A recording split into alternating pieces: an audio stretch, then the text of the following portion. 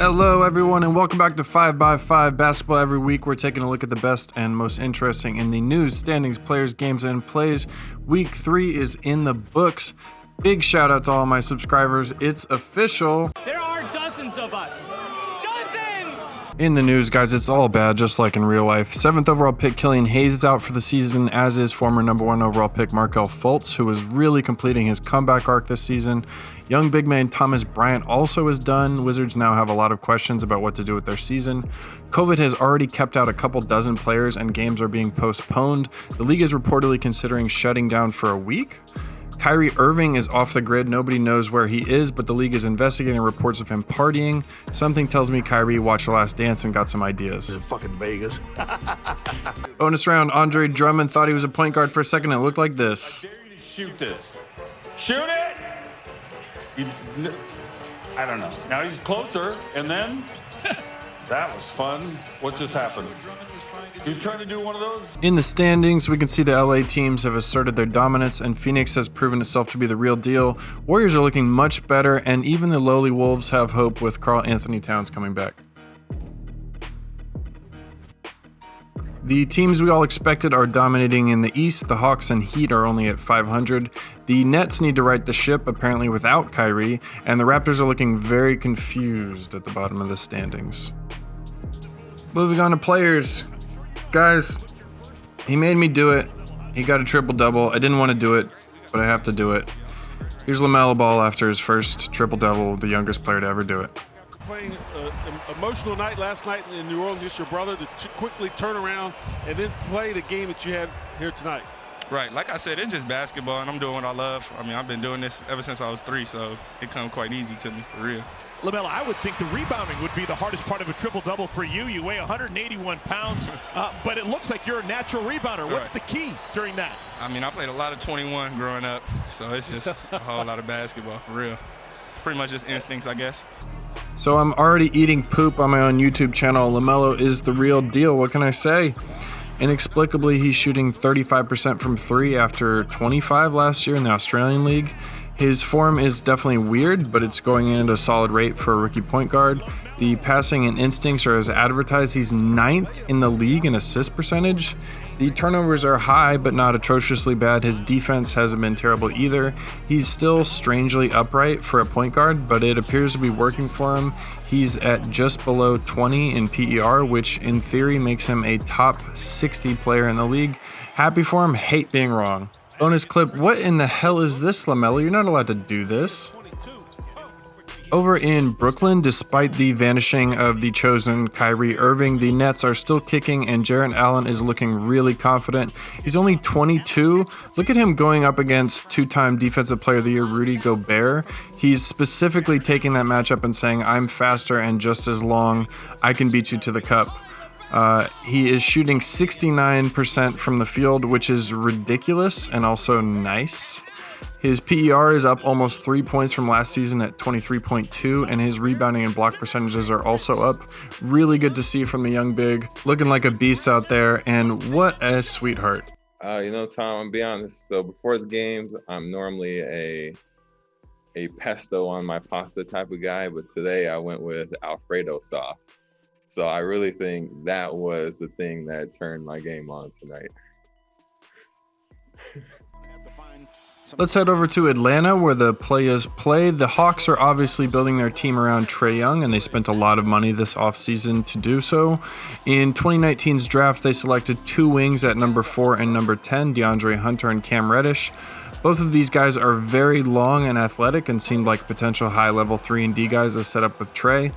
We'll talk about Cam later in the season, but right now, DeAndre Hunter hasn't even played a full 82 games yet because of COVID, and he's looking like the real deal. He's shooting 51% from the field and 43% from 3. He's looking pretty competent as a secondary ball handler, attacking from the wings, and he just looks bigger than most of the threes he goes up against. His PER is at 18.2 this season, which is fantastic considering he was at 8.6 last year. The Hawks seem to have gotten a good one in DeAndre Hunter. In Detroit, Jeremy Grant is looking like a star all of a sudden. The Pistons desperately needed someone to step up this year, and Grant, who has always looked like a bona fide role player, is playing like a top 30 kind of player. He's taking 18.5 shots per game after shooting less than half of that in the rest of his career. His percentages haven't improved with the extra volume, but his usage rate is way up to 26, and he's sitting at almost 21 in PER. This is actually a good sign because it doesn't seem to just be an early season run inflating his stats. He just seems much quicker, more confident off the dribble, and just springy in general. His passing numbers are a little up along with his usage. He's scoring 25 points per game this season, and though the Pistons are sitting at 2-8, Jeremy is clearly not the reason. Who knows what happened in the offseason, but Jeremy Grant is 26 years old and seems to have grown into a star.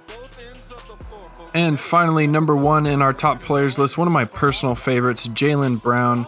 I have been waiting for Jaylen to catch up to his wingmate Jason Tatum, who was drafted 1 year after Jaylen. Both of them were 3rd overall picks. So cute. I have been calling Jaylen and Jason green juice for years now, and it hasn't caught on with anybody. But now I have a voice. These two are green juice. Get used to it. Jaylen has always looked like a prototype 2-guard to me, but has been just a little too passive on the offensive end. This year, he's taking almost 4 more shots a game at 19. He's shooting 42% from 3, and his PER is currently at 24, a full point higher than Tatum's. His usage rate is way up at almost 30%. His win shares are up.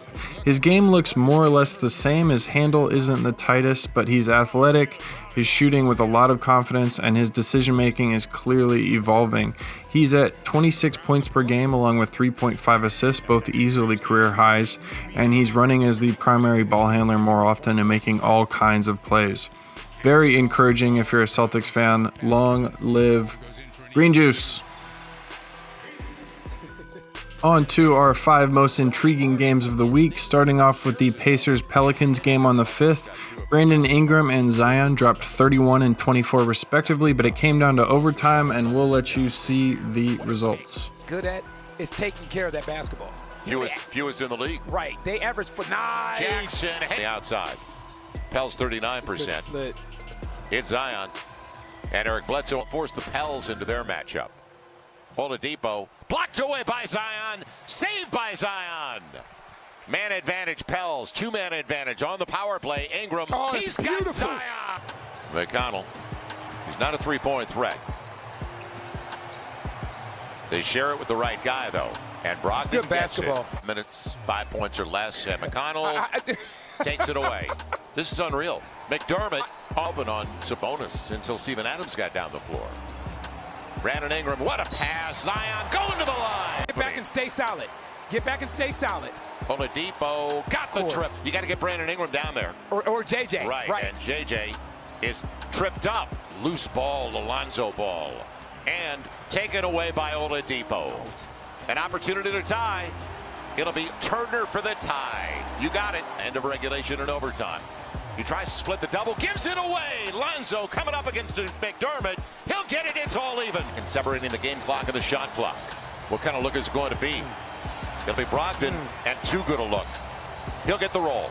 Over in Philly on the 7th, the Wizards and Sixers dropped almost 280 points combined in regulation. Absolute firestorm, 38 points from Embiid, and oh, by the way, 60 from Bradley Beal. He's done it consistently early on. Kudos to the big boy. Spoken like a fellow big man who knows. The shot clock here recycled. Here is Curry for 3, and he hit it. About half a foot here on Westbrook, maybe more. Forced to give it up. They swing for a green 3, and it's off the Bertans miss. 9 of 11. Come on. Curry. Embiid, good luck to anybody in his way. Count it, and a foul. Beal is also 5 of 6 from beyond. There is Westbrook attempting a franchise history. Harris alone for 3. Any more circuitous than that? Going via Russia to come back to the NBA. One. Smith against the taller Simmons. Beautiful reverse. Deliberate pump fake. Convincing enough. Well, Embiid now locking on to Beal. It's for 2. Got it. adding to his career high. Go to work. Embiid fouled. Count it! Joel Embiid. Stops. That's what it's about from now on. You have to get stops. Westbrook. Embiid right now wrestling with Bryant. The double by Westbrook. The spot of Simmons. Yes! And a foul. In Denver on the 8th, the Nuggets and Mavericks went to overtime. The two slowest superstars, our Baltic badasses Nikola Jokic and Luka Doncic, put on a show, each dropping 38 points. Let's check out the results. Denver goes right to the block with Jokic. Turns the ball over. Good defense there by Cauley-Stein. And Jokic has 12 in the quarter. He scored the last 8 for the Nuggets. Gets inside on Cauley-Stein. Denver does have a foul to give. And here's Kleba for 3 in the lead, and he hits it. Maxi Kleba. Each team with 1 timeout left. Chance at the last shot. Jokic a chance to tie it. Oh! With 4 fouls. Continues on here in overtime. Still with 4 fouls. Doncic. Extra pass from the wing again, and a big hit for. Denver's got to hustle here. Jokic, he'll fire a 3 over Collins.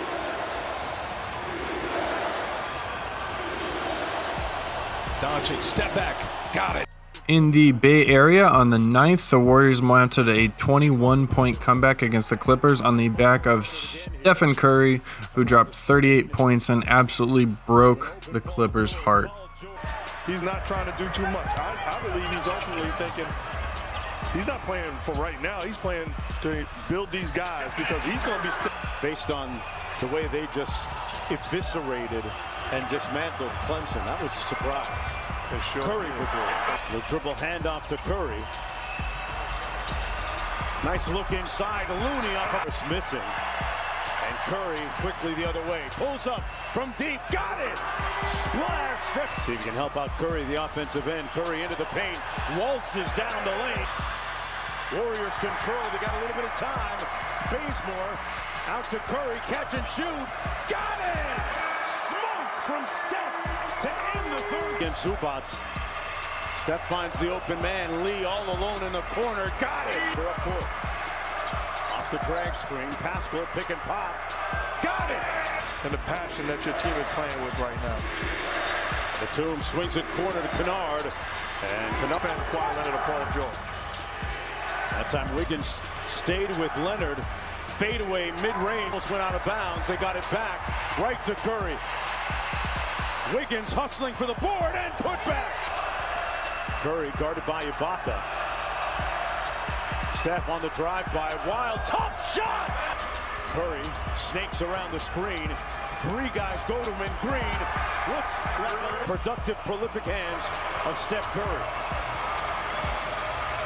In his bag, deep, like the fries are at the... In Miami on the 7th, the Celtics and Heat had a crazy game with a crazy finish, and on a crazy day, they took a knee like the rest of the league. In response to the world's greatest symbol of self-government being ransacked today, all took a knee. Myers Leonard, very similar to what occurred in the bowl, standing. There was still time on the clock. Tatum now with 7 to shoot. Tatum steps back, puts up the 3, puts it in! And their 3-pointers got called. They missed their last 8 threes. Brown for 3. Corner 3 from Jaylen Brown. In the paint and then on the perimeter. Miami, everything has been beyond the 3-point line. They've been outworked here in the last 2 minutes. Now make something happen here now. Inside Adebayo. Adebayo gathers out to Robinson for 3. Bang! Robinson drives to the basket, kicks it out Dragic. Dragic to tie it. Won't go. Rebound Adebayo. Back out Dragic. Another good look. Bang! There, isolate or what? But make sure you have spacing. There it is right there. Marcus Smart on the drive. Tries to draw contact on the follow. It's good. Pritchard banks it home. It's got to be right to the front of the rim. Butler throws it up for Adebayo. And finally, our top 5 plays of the week. I gotta admit, this list is kind of weird. First up, Anthony Edwards just being very athletic. Love to see it. Back-to-back rookies at number 4, we've got Tyrese Halliburton just being a good player who makes good plays, saves the day, and the Kings finish. At number 3, Jamal Murray finishes in a very unique way, and here at 5x5 Basketball, we love unique ways. Let your freak flag fly. At number 2, defense into offense, D'Anthony Melton gets the block, runs the floor, and bangs it over THT. At number 1, call me a Warriors homer, call me friends with Wes Preston. We love high percentage looks, and similar to last week, we get a nifty behind the back pass on the drive. Steph Curry doing Steph Curry things. Let's get out of here.